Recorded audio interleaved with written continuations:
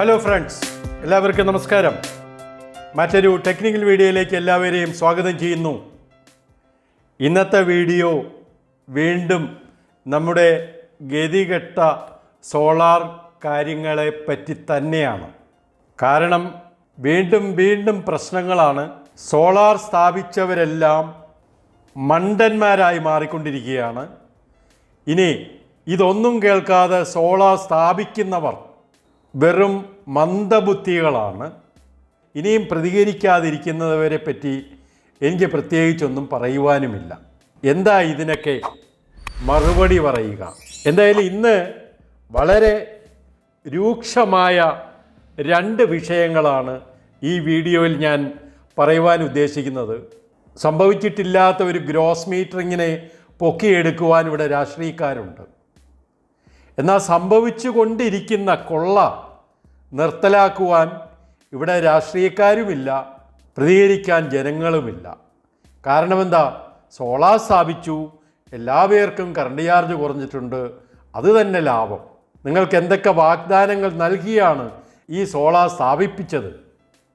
കേരളത്തിൽ മാത്രം നടക്കുന്ന ഈ കൊള്ള നമുക്കിനിയും പ്രതികരിക്കേണ്ടേ? ഇവിടെ ആദ്യം ഞാൻ ചൂണ്ടിക്കാണിക്കുന്നത് ഫിക്സഡ് ചാർജ് എന്ന പകൽ കൊള്ളയെപ്പറ്റിയാണ്. ഞാൻ അതിനായിട്ട് നമ്മുടെ പഴയ താരിഫ് ഓർഡറുകളിലേക്ക് നിങ്ങളെ ഞാൻ കൊണ്ടുപോവുകയാണ്.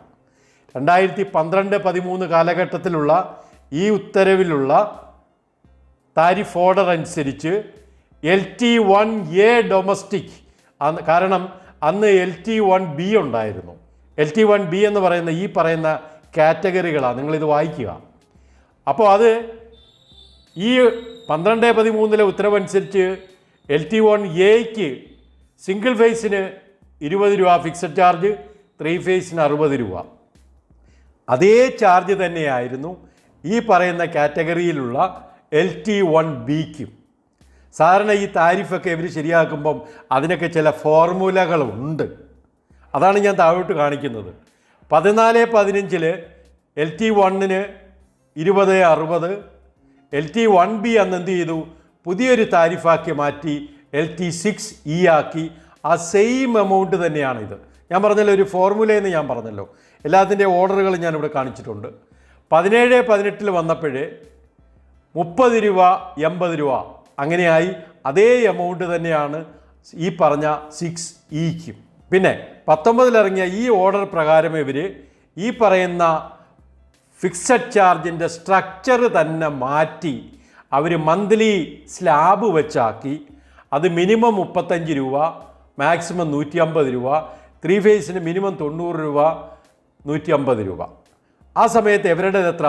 40-100. നോക്കിക്കേ, താഴോട്ട് നോക്കിയേ.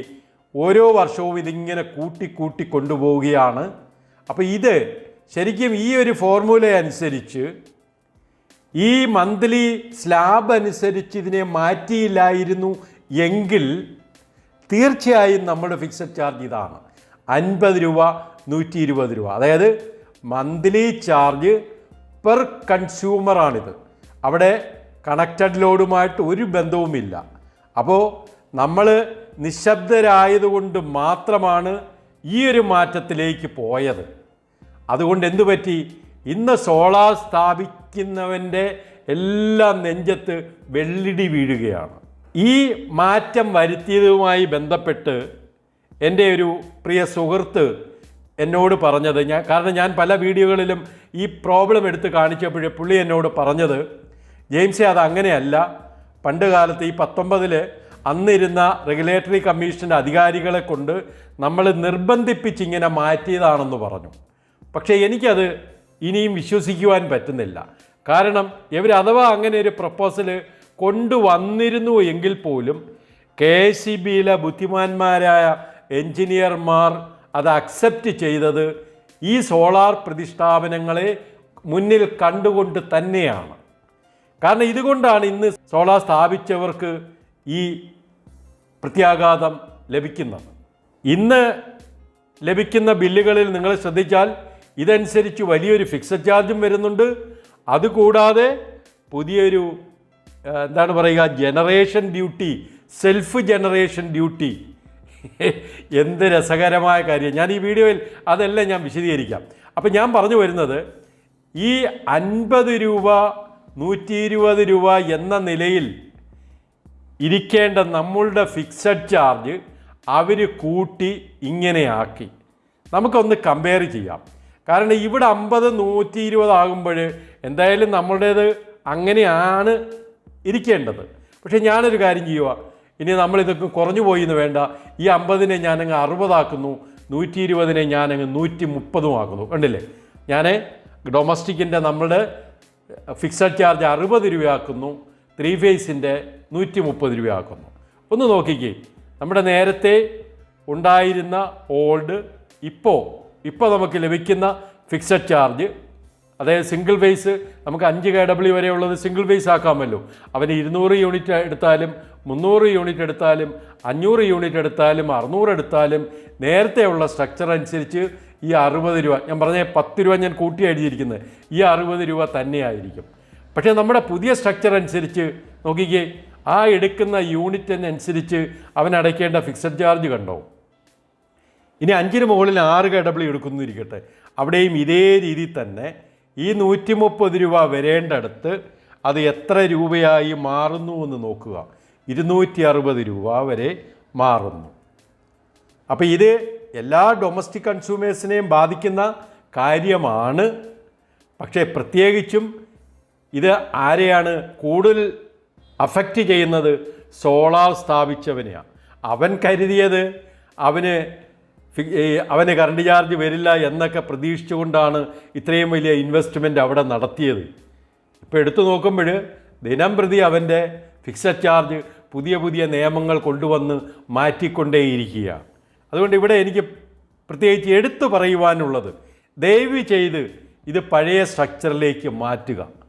അല്ലെങ്കിൽ ഞങ്ങൾ ഇനി പുതിയതായിട്ട് വരുന്നവർ സോളാറിലേക്ക് പോകുവാൻ താല്പര്യപ്പെടില്ല എന്ന് ഞാൻ പ്രത്യേകിച്ച് എടുത്തു പറയുകയാണ്. ഞാൻ ഇത് പറയുവാൻ കാര്യം, ഞാൻ ഈ യൂട്യൂബ് വീഡിയോസ് ചെയ്യുന്നത് കൊണ്ട് ധാരാളം പേര് എന്നെ പ്രതിഷേധമറിയിക്കുന്നുണ്ട്. പലരും സംഘടിക്കുവാൻ പ്ലാൻ ചെയ്യുന്നുണ്ട്. പല സംഘടനകളും ഇതിനകം രൂപപ്പെട്ടിട്ടുണ്ടെങ്കിലും അവരൊക്കെ മൗനം പാലിക്കുകയാണ്. അതുകൊണ്ട് ഈ പുതിയതായി വരുന്ന പ്രതിഷേധത്തെ നിങ്ങൾ നേരിടേണ്ടി വരും എന്ന് ഞാൻ പ്രത്യേകിച്ച് അധികാരികളെ അറിയിക്കുകയാണ്. നമുക്ക് മറ്റ് സംസ്ഥാനങ്ങളിലേക്കൊന്ന് കയറാം.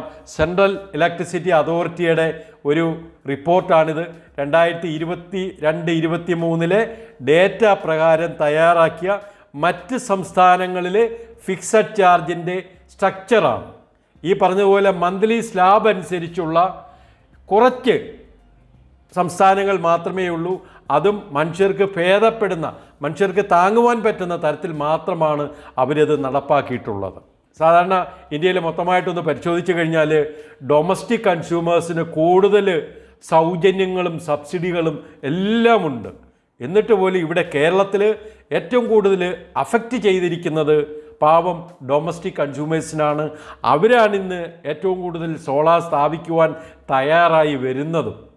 എല്ലാവരും സെൻട്രൽ ഗവൺമെൻറ്റിൻ്റെ 78,000 രൂപ മനസ്സിൽ കണ്ടുകൊണ്ട് സ്ഥാപിച്ചുകൊണ്ടിരിക്കുക. ഇപ്പോൾ അത് ഇലക്ഷൻ ആയതുകൊണ്ട് പ്രത്യേകിച്ച് നിർത്തലാക്കി വെച്ചിരിക്കുകയാണ്. മാത്രമല്ല അത് 1 കോടിയിൽ ലിമിറ്റ് ചെയ്തിരിക്കുക. 1 കോടി കൺസ്യൂമേഴ്സ് ആകുമ്പോൾ പിന്നെ നിങ്ങൾക്കത് കിട്ടത്തുമില്ല.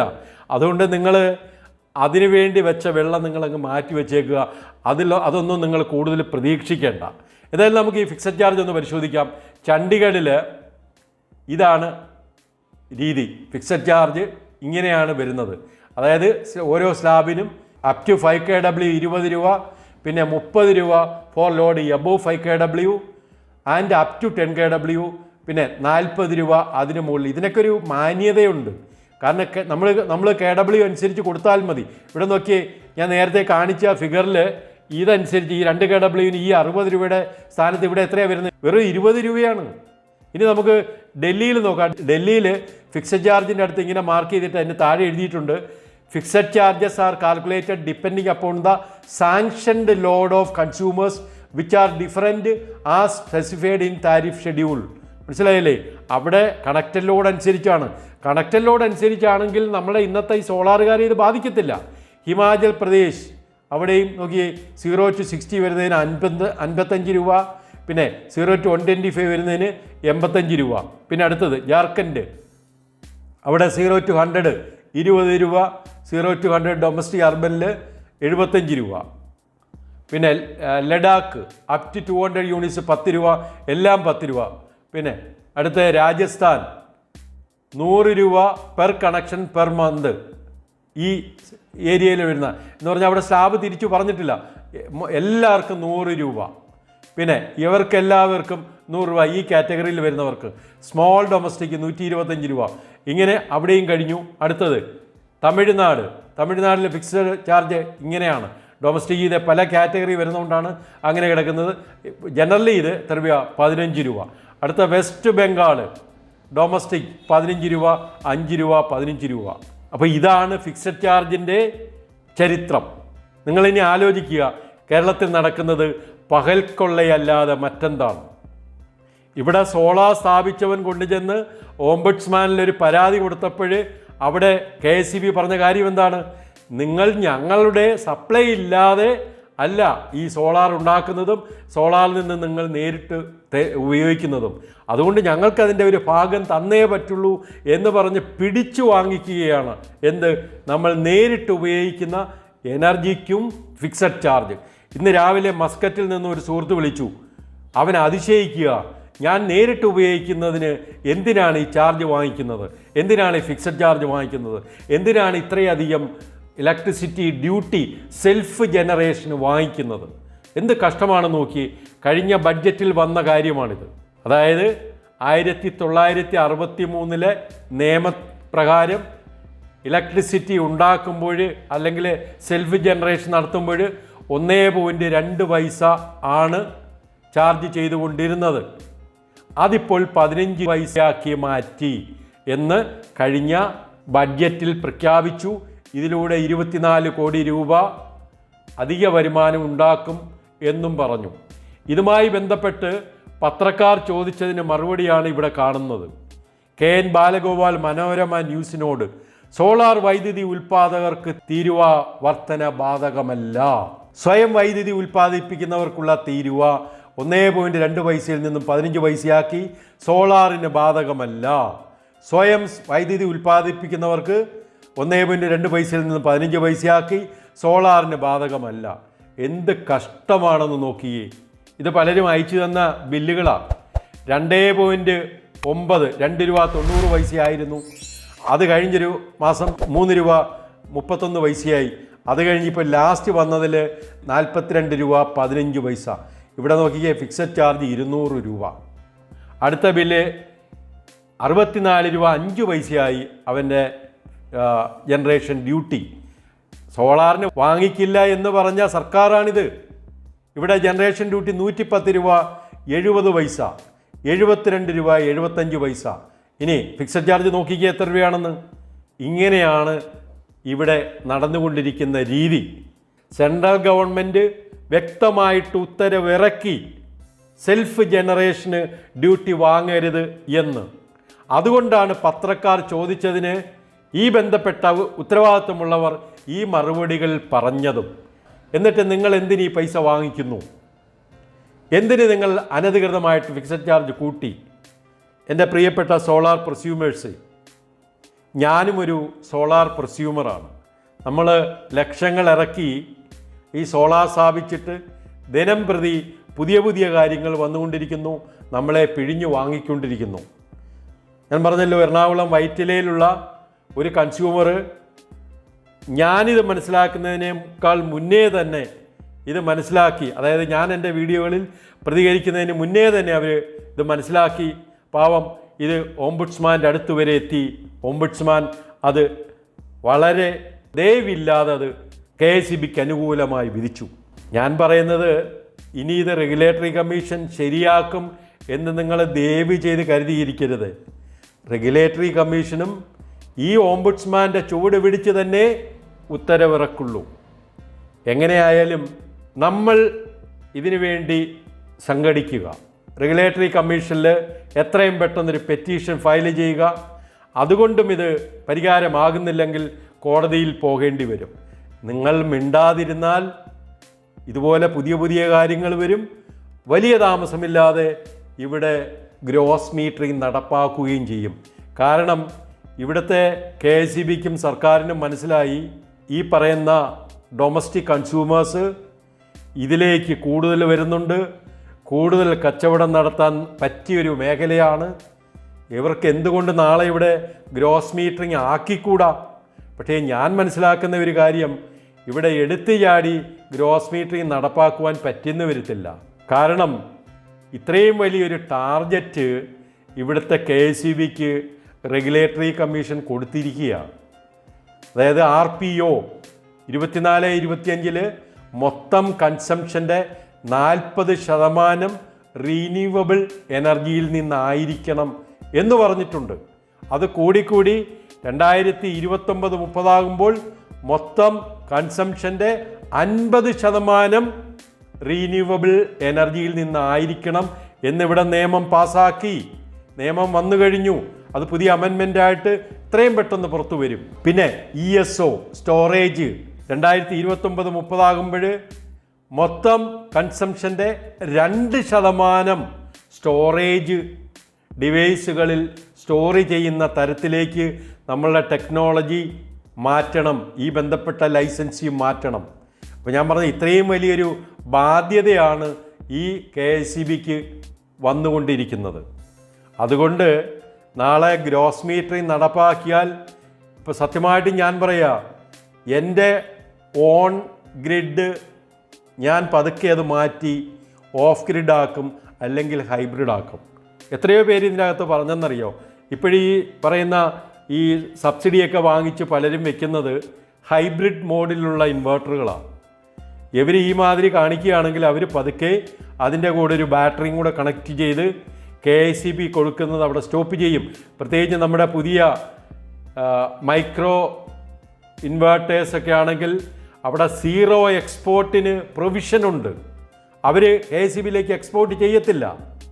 ആ തരത്തിൽ ഇവരിവിടെ റെസ്ട്രിക്ഷൻ കൊണ്ടുവരും. നിങ്ങൾ ഒരു കാര്യം കൂടി മനസ്സിലാക്കുക, ഇതിനകത്ത് പുതിയ ഒരുപാട് ചെറുപ്പക്കാർ പുതിയ പുതിയ കണ്ടുപിടുത്തങ്ങൾ നടത്തിക്കൊണ്ടിരിക്കുക. KSEBയുമായി ഒരു ബന്ധമില്ലാത്ത തരത്തിൽ ഇവർ ഈ സോളാർ നടപ്പാക്കും. ഈ സോളാറിൽ നിന്ന് കിട്ടുന്ന എനർജി അവർ യൂട്ടിലൈസ് ചെയ്യും. ദയവ് ചെയ്ത് അത്തരത്തിൽ ഏകപക്ഷീയമായി കാര്യങ്ങൾ നിങ്ങൾ കൊണ്ടുപോകരുത്. കുറച്ചുകൂടി മയത്തിൽ കൈകാര്യം ചെയ്യുക. റെഗുലേറ്ററി കമ്മീഷനോട് എനിക്ക് വീണ്ടും അഭ്യർത്ഥിക്കുവാനുള്ളത്, നിങ്ങൾ കണ്ണ് തുറന്ന് കാണുക ഈ സമൂഹത്തിൽ നടക്കുന്ന ഈ കാര്യങ്ങൾ. നിങ്ങൾ കഴിഞ്ഞ 2019 മുതൽ നിങ്ങളിത് മന്ത്ലി സ്ലാബിലാക്കി, ഫിക്സഡ് ചാർജ് മന്ത്ലി സ്ലാബിലാക്കി. പക്ഷേ ഞാൻ നേരത്തെ പറഞ്ഞ കണക്കനുസരിച്ച് നിങ്ങൾ നോക്കിക്കേ, നിങ്ങൾക്ക് എന്താ അതിനകത്ത് ന്യായീകരണം പറയുവാനുള്ളത്? വലിയ കൊള്ളയല്ലേ, പകൽ കൊള്ളയല്ലേ? ദയവ് ചെയ്ത് ഈ ഫിക്സഡ് ചാർജിനും ഈ പറയുന്ന സെൽഫ് ജനറേഷൻ ഡ്യൂട്ടിക്കും എതിരായി പ്രതികരിക്കുക എൻ്റെ പ്രിയ സോളാർ സ്ഥാപിച്ചവരെ. ഇതാണ് എൻ്റെ വീഡിയോയുടെ കണ്ടൻറ്റ്. ദയവായി ഇൻഫർമേഷൻ കൂടുതൽ ആൾക്കാരിലേക്ക് ഷെയർ ചെയ്യുക. എൻ്റെ ഈ ചാനലിൽ ഇതുപോലുള്ള ധാരാളം ടെക്നിക്കൽ വീഡിയോസ് ലഭ്യമാണ്. ഇനിയും നിങ്ങൾ സബ്സ്ക്രൈബ് ചെയ്തിട്ടില്ല എങ്കിൽ ദയവായി സബ്സ്ക്രൈബ് ചെയ്ത് സപ്പോർട്ട് ചെയ്യുക. നമുക്ക് മറ്റൊരു ഇൻഫർമേഷനുമായി വീണ്ടും കാണാം. ക്ഷമയോടെ ഈ വീഡിയോ ശ്രദ്ധിച്ചതിന് ഞാൻ നന്ദി പറയുന്നു. Thank you.